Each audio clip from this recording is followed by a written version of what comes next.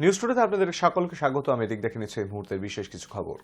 গাড়ির ধাক্কায় রাস্তায় লুটিয়ে পড়ল চিতাবাঘ। ঘটনাটি ঘটেছে ফাঁসিদেওয়া ব্লকের ঘোষপুকুর রেঞ্জ এলাকার জাতীয় সড়কে। বৃহস্পতিবার বিকেল নাগাদ একটি পূর্ণবয়স্ক চিতাবাঘ চাঁদমোড়ের কাছে চা বাগান থেকে বের হয়ে রাস্তা পার করছিল। তখনই একটি গাড়ির ধাক্কায় গুরুতর জখম হয় চিতাবাঘটি। সজোরে গাড়িটি ধাক্কা খেয়ে বাঘটি রাস্তায় লুটিয়ে পড়ে। জাতীয় সড়কের ওপরে এসে কাতরাতে থাকে। সমস্ত দেখে পথচারীরা ঘোষপুকুর বন বিভাগে খবর দেয়। এরপর বনকর্মীরা ঘটনাস্থলে পৌঁছয়ে আসে বাগডোগরা থানার পুলিশ ও এলিফ্যান্ট স্কোয়াড। বনকর্মীরা আহত চিতাবাঘটিকে উদ্ধার করেন। তারপর চিতাবাঘটিকে চিকিৎসার জন্য বেঙ্গল সাফারি পার্কে পাঠায়।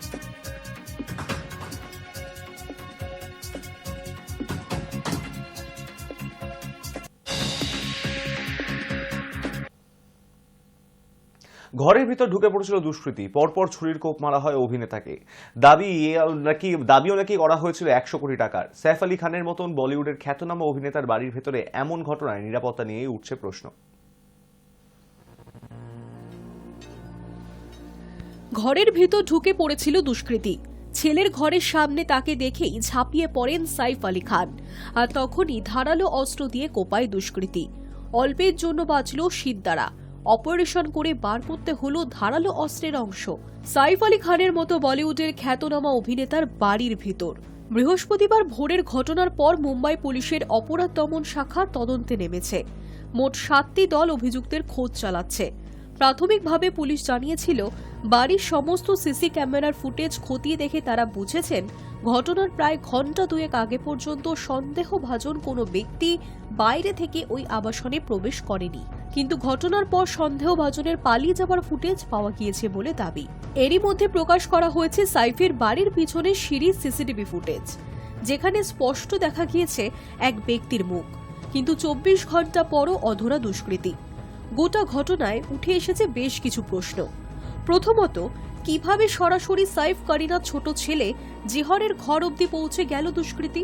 শিশুদের দেখভালের দায়িত্ব যাদের, তাদেরই একজন দাবি করেছেন ওই ব্যক্তি জিহর ঘরের সামনে দাঁড়িয়ে 1 কোটি টাকা দাবি করেছে। তাহলে সে কি আগে থেকেই জানতো কোথায় ছেলেদের ঘর? বিনা বাধায় সেই ঘর অবধি কি করে পৌঁছে গেল দুষ্কৃতী? দ্বিতীয়ত, দুষ্কৃতী বাড়ির ভিতর ঢুকে পড়ল অথচ তার সিসিটিভি ক্যামেরায় ধরা পড়ল না। কিভাবে বাড়ির নিচে থাকা প্রহরা এড়িয়ে গেল সে? কোনো নিরাপত্তা রক্ষীও কি দেখতে পেলেন না? প্রশ্ন করলেন না কেন এবং কোথায় যাবেন?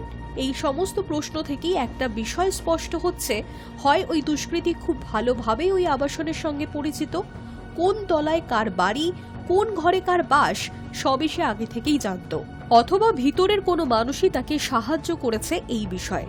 আবার এমনও হতে পারে ওই ব্যক্তির যাতায়াত ছিল আবাসনে। সেক্ষেত্রে উঠে এসেছে সাইফের ফ্ল্যাটের মাঝে রক্ষণাবেক্ষণের দায়িত্বে থাকা কর্মীদের প্রসঙ্গ।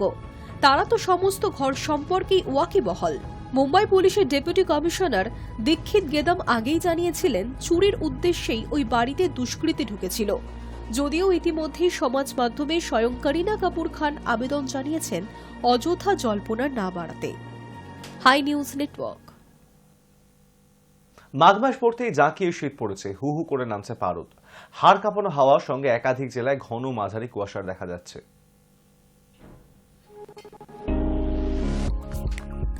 শুক্রবার আবহাওয়ার খবর। পূর্বাঞ্চলীয় আবহাওয়ার এক অধিকর্তা সোমনাথ দত্ত জানিয়ে দিলেন কেমন থাকবে শুক্রবার ও আগামীকাল শনিবার ও তার পরের কয়েকদিনের আবহাওয়ায় ঘন কুয়াশার চাদর।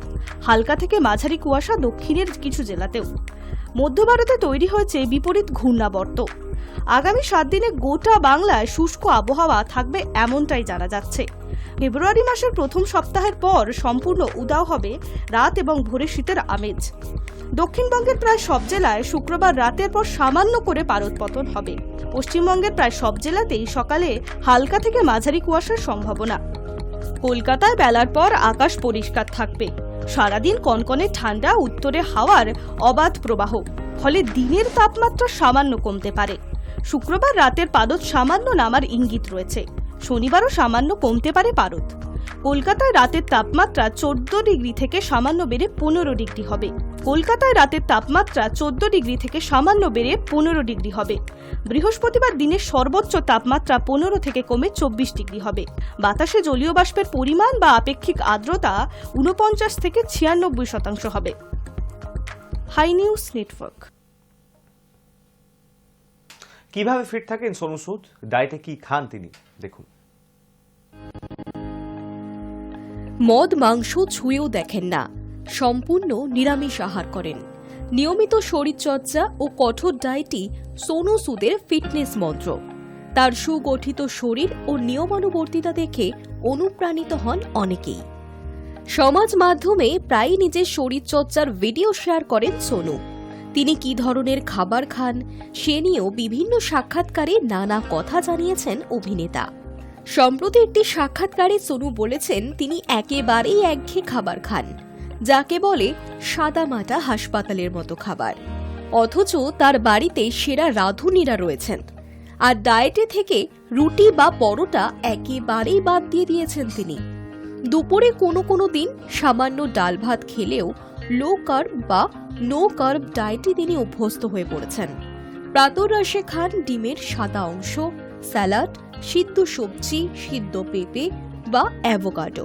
দুপুরে বেশিরভাগ সময়ই সিদ্ধ সবজি ও স্যালাড।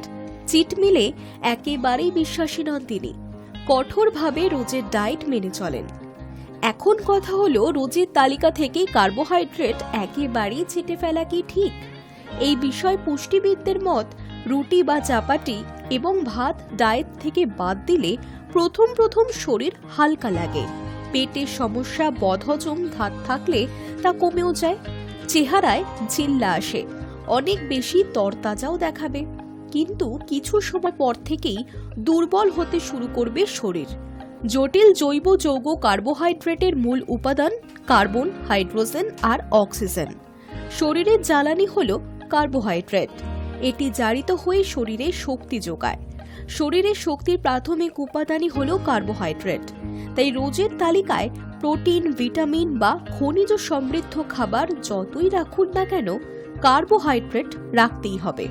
ওজন ঝরানোর জন্য যারা ভাত, রুটি বাদ দিয়েছেন, তাদের কার্বোহাইড্রেটের জন্য বিকল্প খাবার বেছে নিতে হবে। বিভিন্ন দানা শস্য যেমন ওটস, ডালিয়া, কিনোয়া, সবজি, বিনস, কড়াইশুঁটি খেতে হবে। স্বাস্থ্যকর ফ্যাট, প্রয়োজনীয় নানা ভিটামিন এবং খনিজে ভরপুর বাদাম এবং বিভিন্ন ধরনের বীজ রাখা যেতেই পারে নো কার্ব ডায়েটে। কাঠবাদাম, আখরোট, কাজুও খাওয়া যেতে পারে, তবে নো কার্ব ডায়েট স্বাস্থ্যকর নয়। Hi news network. News today এখন এই পর্যন্তই। দেখতে থাকুন হাই নিউজ, নির্ভীক, নিরপেক্ষ।